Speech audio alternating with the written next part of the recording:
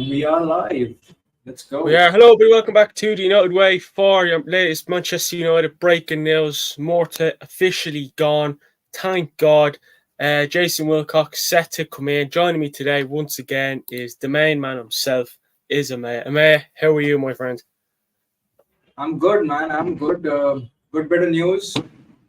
Yes. Yeah.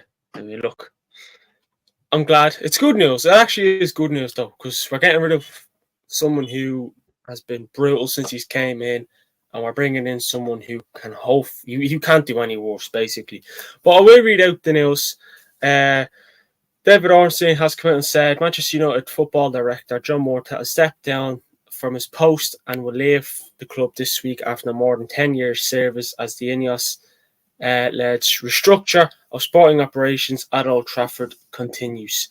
Sir Jim Ratcliffe has come out and said, "We want to thank John Murtough for his loyal service over many years and for his support and integrity during his period of transition. He leaves with our best wishes for the future." Look, what's your thoughts on this? Because I don't think any Manchester United fan is gutted about John Murtough officially leaving Manchester United. Because, look, I'm not gutted. The writing was on the wall, and we knew he was going. It was just a matter of when, not if. As soon as the new structure came in and they said that they wanted to put a competent structure in, we knew that Murtough was going to lose his job. We saw Arnold get the sack. So it was pretty much about to happen anyway. So I'm just glad we got it done early instead of the last day of the transfer window. So hopefully we get Wilcox in before preseason so that we can identify some targets and make sure that we don't hang on to the last minute to identify our targets. Yeah, exactly. And one thing since Sir Jim Ratcliffe has come in, he hasn't messed about. Like, he hasn't, left things, no delays on things, no time wasting. He's just gotten the job done, basically. And that's what I mean. Look, I'll put my hands up. At the start, I wanted Qatar, but now I'm actually kind of Qatar for the obvious reasons, the money. But now, Ratcliffe, I think, is doing a very good job, and I'm actually glad that I'm meeting my words. That I'm actually happy we brought in Ratcliffe. I don't know about were you always Ratcliffe in, or were you Qatar? I didn't have a personal opinion on who came. It was anyone but the Glazers at that point, and I was not against Jim Ratcliffe owning us. And I had my reservations on the Qatar bid, mostly because I didn't want to become another Manchester City. I would much rather, out of the two, Jim Ratcliffe. And by the looks of it, he has done more in the last 5-6 months than the Glazers did in how long has it been now? You forget. It's been what, 20 years now? How long have they led the ship of mediocrity on Manchester United? Well, the Glazers have been around since 2005. So coming up to 20 years. We're coming up to 20 years of mediocrity, and Jim Ratcliffe's just in 5 months just shown us how a football club is supposed to be run. So props to him, and I'm all for it. Those that aren't pulling their weight need to go. The fuckers that negotiated 80 mil for Anthony, bye, gone. Yeah. Look, Murtough was definitely one of the main reasons for that. Anyways, I never got. 11 years, 10, 11 years. Murtough's, has been around, and now he's gone. I look, like you said, the writing was on the wall. Now it's just, hopefully we can bring in a Dan Ashworth. Hopefully Jason Wilcox comes in, and whoever else Ratcliffe has, whatever. But we brought in Barada, which no one was expecting that to happen, but we brought him in. Look, I know this is about Murtough and all that, but people are kind of still want. The question they're asking is, what's going to happen with Ten Hag? What's going to happen with Ten Hag? I look, it's. I don't know what people want, about Ten Hag and all that. And anyways, but I think we are brutally blunt. I think the last thing Ratcliffe has on his mind is the manager. I think he wants to get everything else done and then move on to the manager. Exactly. Why would you change the manager when everything else, we know what else is not working? Why don't you change that first before we don't know how how much the manager has affected this season and if he is the root cause of everything going to shit at United. But we do know some things which are not right at United now, and we need to take care of them today. We need to take care of them last year. For example, John Murtough fucking it up in the transfer window year in, year out. We need Richard Arnold, not a footballing guy, being in charge of football operations. Why? You need to put in people. We know that we don't have people who have experience in doing what is required to be done in the at the club, and we need those people gone. That is like that is the main focus on how to turn this ship around. The manager comes second in this entire process. If the manager is not able to handle the pressures of uh, going full a full ship, then you can say he needs to be fired. Not when the manager is the only person on this ship trying to make everything work. If you have a fully functioning ship and then the captain of that ship is not able to handle it, okay, I can make an argument for removing him. But when Yeah. your captain is your second in command as well, your captain is your deck swabber, and your captain is your I guess they call it a poop deck spotter. He can't do everything at once. I think even Ten Hag said this in an interview. Managers can't do miracles, and it will take a fucking miracle to make Manchester United capable of winning a title with these bozos running the ship. So it's we need to change them first and then focus on the manager. Yeah, exactly. I agree. I definitely agree with you. I mean, look, I think, look, again, I still want Ten Hag to stay. I don't think there's anyone out there who we could bring in. Um, and look, again, we will move back to John Morton and all that, but like the last thing, like I said, the last thing that Ratcliffe wants to do is, get rid of the manager and then say, right now, let's move into everything else because, I'd rather get rid of the people behind the scenes, like Morton and so on and so forth. We got rid of, who was that with our clown? What's that other bloke that we got rid of? I forget bloody name now. How can I forget? What was his name again? It The was John guy Morton. who basically was in charge of negotiations, right? Yeah, yeah, Yeah, I don't remember him, but fuck that guy. I remember we doing a live about his firing, but yeah, we got rid of him as well.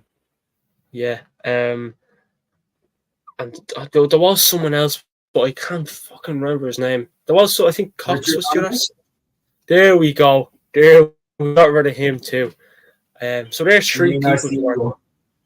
Yeah, I don't know how I could have forgot his name. Jesus Christ, he's gone a while now, I think. But anyways, you know, it is great to see that we are getting rid of this, though, isn't it? Because the last thing you want is just this prolong, and then the only thing that's kind of delaying us is bringing them in, bringing your Wilcox and your Dan Ashworth. That's basically the only delay now, isn't it? Really,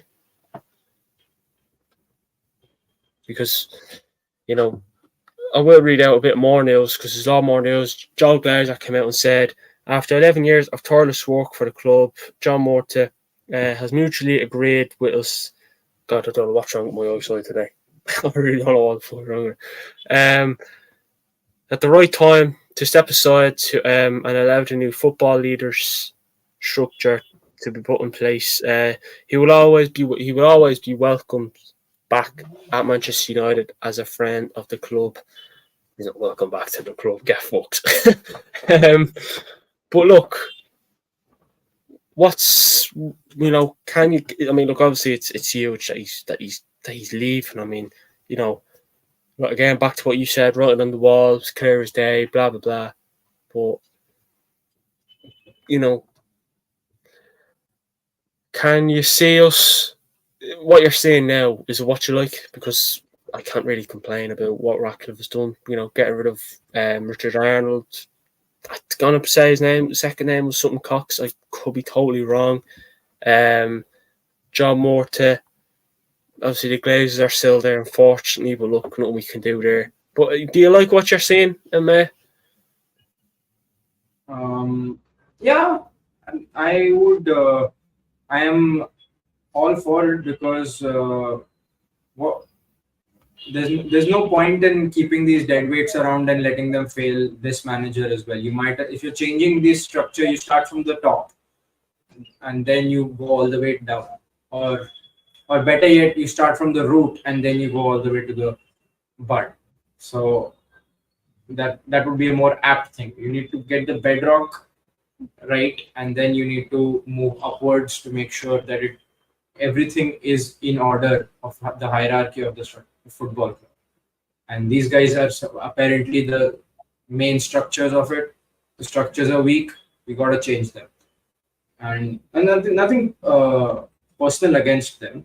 You know, it's just it is what it is. You gotta um, you gotta know when the time is right to make a change, and when you have a big overhaul coming, it's better to do it sooner rather than later. So I'm happy with the way that they've done this, and long may it continue. More people to go. I feel like the medical department needs to be sacked as well for allowing our players to return while they're not fully fit and getting them back out injured for months.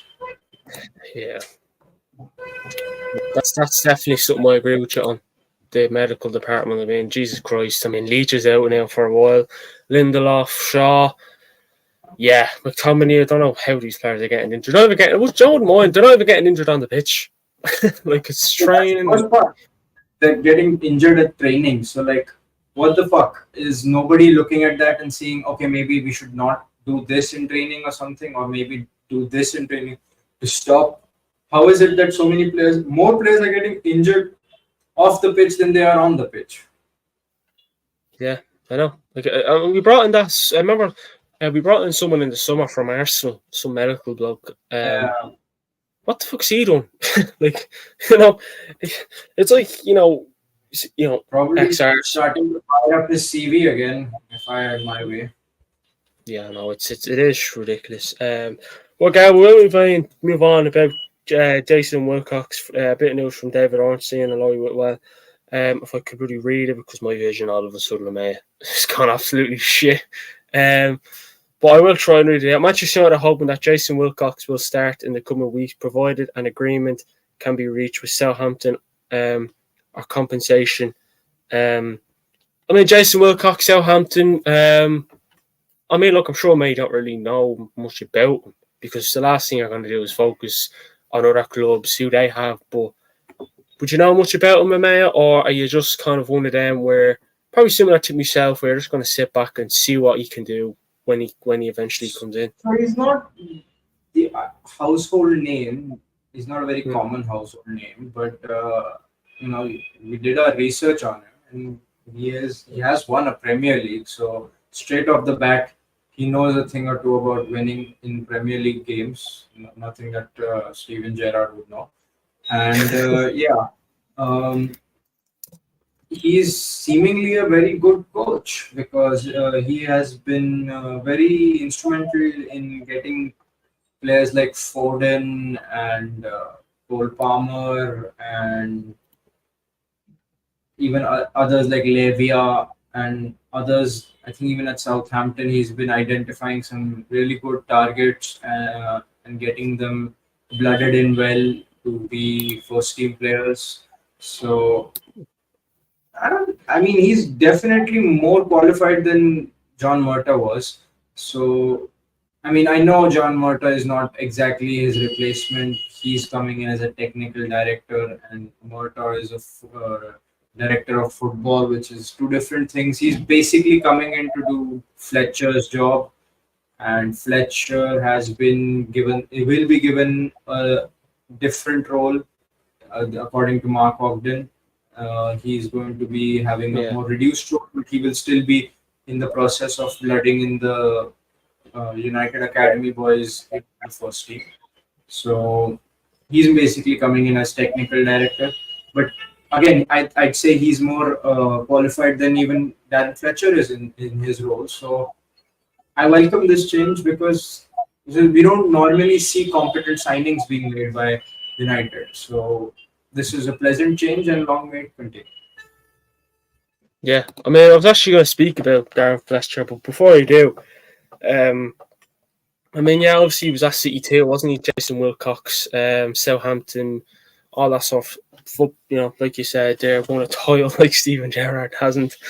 Um, but look, you know, you have to like you just have to sit back and see what he can do, you know, because I doubt Ratcliffe is going to bring in someone that he's not confident with, and I think he is confident with someone like a Jason Wilcox. I mean, you know, the potential lads we could have in the backgrounds. You know, we have Barada, you know, you have Brailsford, Ratcliffe, you know, Ashworth, you could have Wilcox. Ashworth, yeah, exactly, Wilcox. You know, it's not bad. It actually, I know the only thing that dampens that background is the Glazers there, but honestly, forget about them. It's like, you know, Ratcliffe was like, listen, I want to get this done. Don't care what you think. I want it done. I hope that's what he's doing. You never know. I'm sure it's unfortunately a team thing. But look, hopefully he will, like you said, hopefully he can be brought in before the summer. You know what I mean? Dan Ashworth, I thought that would have been done long ago, but it's still, you know, taking its toll, taking its time. But I just, you know, I'm like I said, I can't wait to see what else he have up their sleeve. You know, the only thing that I'm concerned about, and I'm not going to keep going on about because I'm sick of seeing other people going about it, is that's the only thing I'm concerned about is the manager, because the managers that we're being linked with, I hope he, you know, stay as far away from them as we can, because that would just be fucking ridiculous. But again, Darren Fletcher, you know, we will be given a new title. He's expected to stay at Manchester United. Where can you see him going? You know, because there's many roles, I'm sure, but where can you see him kind of being? So here's the thing: a football club has many people working, and there are many little titles that you can give. His current role is technical director, but he himself has gone on record and saying his work is more involved as a first team coach, and he is involved in making sure that academy graduates go through the right path of making it to the first team. And he's been quite instrumental in blooding in the likes of Garnacho, Meno, Kamwala into the first team. So I feel like there is a place for him to work. His sons are still at United Academy, and one of them is basically being uh, readied up to basically take the jump onto the first team at the age of 17, I think. That would be Jack Fletcher. So, you know what? If it means that we keep Jack Fletcher, we can keep Darren Fletcher as well. Yeah, And I'm not really pushed about Darren Fletcher staying, to be honest. I'm not really pushed on that. yeah, because like it's not like he's got some superpower in it. He has done the role of academy graduate, first team player, and now he's basically there as a mentor. So I would rather I would like to have a few of our own in the midst of all the ex City um, appointees that we're making. And, Yeah. it's always important that someone who knows the pressures would help out, because no disrespect to Wilcox. I'm sure he's a fantastic mentor and all, but the pressures of playing at Manchester United can only be told by someone who has played for Manchester United. Yeah, exactly. And I agree. I actually agree with that. I do agree with that, because you know, you need to have someone there who knows the club. You need to have someone there who knows the club, and I definitely agree with you on that one, Emma. And hopefully he can do the job at Manchester United. Well, when he does move to his new title. I mean, look, Darren Fletcher's there in the background as well. Not really pushed about him, remaining at the club. I remember the question was going around when I think Ralph Rangnick took over as interim, and someone kept asking, "What does Darren Fletcher actually do?" We'll still find out. We know, but we'll find out his new role now. Look, it'd be great it'd be interesting to see now when all the pieces are put together and see what background we have and see where else we want to go to. But if Ratcliffe is being quick bringing in these directors and getting rid of all these, it just hopefully it goes to show when we go into the transfer business that things will be done very quick. To be like ourselves and we what the Manchester United do in the transfer window, go over and watch them play. They're looking at them, they're considering them. They're all this going to go to breakfast with them, all that stupid, ridiculous stuff that we've seen over the years. It's fucking ridiculous. There's many other stupid things I've seen, but hopefully now Ratcliffe, in the transfer window and the other lads that are there, when a player's wanted, he's done. There's no a week delay. You know what I mean? 2-3 days, minimum. Hopefully, things can be done quicker. And we can sell and get players for the right price too. Because look at the amount of players you've overpaid for. I'll read a few out off the top of my head. Anthony. What would you say about Rasmus? Would you say Hoyland's overpaid or? See, here's the thing. We kind of did. We tried going for him at like 45-50 mil and we paid like 70. Yeah.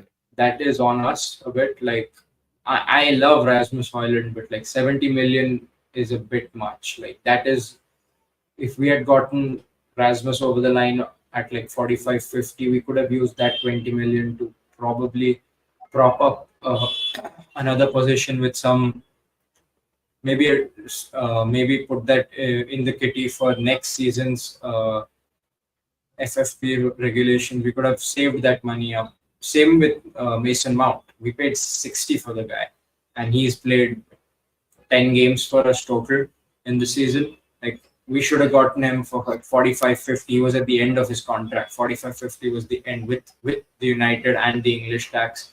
We should have gotten him in that another 10 mil. That's 30 million.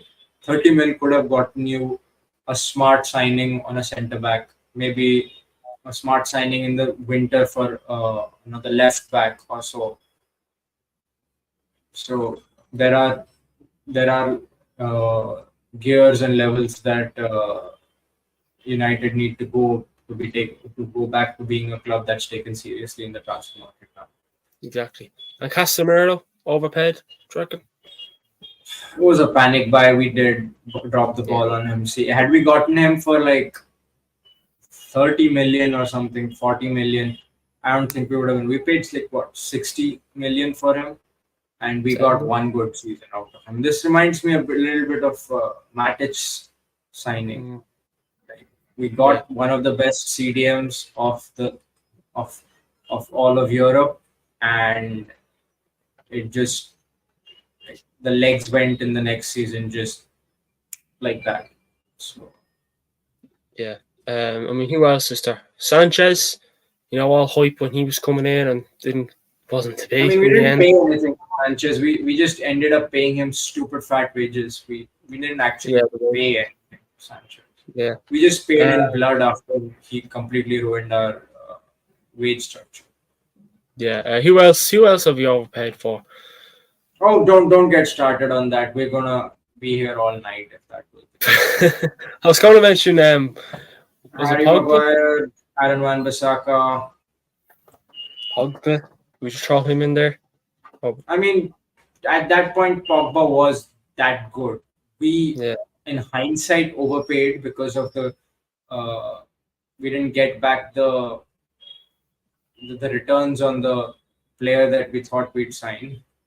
But at that time, that was not the worst thing because he was like one of the best midfielders in the world. Yeah, exactly. But look, like you said, we're not going to keep going on about these overpaying signings because we'll be here all night, all bloody season, in fact. But look, hopefully, what we're seeing now, hopefully it's an example for things going forwards. Things will be done quicker, better, all that sort of stuff. Because us, I mean, look, I'll try and speak for many United fans. Many of them are kind of. I'm sure many people are, fed up of overpaying and stupid decisions and all Understanding. that sort of stuff. Exactly. The decisions over last, not over last for probably a decade, even you could say, or more, have been nothing but abysmal. You know what I mean? And look what you look at Manchester United now, not in a great position. It just goes to show that I'm not going to say, oh, they're the reason why. Well, actually, no, they're partially the reason, or you could say most of the reason why we're in a shitty situation now on the pitch. Yeah. Yeah. It has to be one. I think it's on your right. I think it's on your right. But look, can you see anyone else leaving and coming in, Maya? Before This the window, I don't know. Maybe someone that we don't know of will get fired. Like the main culprits are mostly gone. Like the Arnold, Murtough. I forgot his name. The guy who was in charge of negotiations. Him. Uh, we've got a lot of people out, and I don't see anyone going now. Maybe in the summer. Like I'm sure Barada, Ashworth, and Wilcox will all have their own people that they know of. They probably converse with Ineos and want them in. But maybe some scouts, maybe some new scouts will probably be poached. I hear that we're trying to take Liverpool's head of recruitment from them. So be interesting to see what that happens. I think that they have a good recruitment system. So medical hopefully, department to get rid of. That'd be nice to get rid of. yeah, 100%. Yeah, but look, I mean, Manchester, the summer's gonna be very interesting. It really, really is gonna be interesting. Hopefully, obviously before we get to the summer, should there be many. Well, I definitely want to do video on who we could see going and bringing in and blah blah blah. But we'll probably do that as soon as the season ends. But look, I'm sure there'll be a lot more drama and news before the transfer window opens in May, because there always is in Manchester United, isn't there? Yep. Hated, adored, never ignored. Exactly. I'm not just I can never go a week without. We're only in what, Tuesday, and we're already getting, I wouldn't say drama, but a bit of interesting news. So I'm sure before the week. Fake news. Exactly. I'm sure before the week is finished, there'll probably be more news related to Manchester United. Don't be surprised if you see any news about Manchester United and Ten Hag and blah blah blah. I just personally ignore that news, to be honest. But look, any more news that breaks, we will go live. All that sort. Bit of a short one today. Bit, not the usual time we'd usually go live at. But look, thought we'd come on. All that sort of stuff. Mate, anything you want to say before we hit the road? Yeah, guys, look at the little ticker tape that we've got down here. If this should get us a like at least. Like if you like. Come on, guys. We got you a ticker tape now. We're officially big time channels. So now, come on. Yeah, we'll get there. Subscribe and like.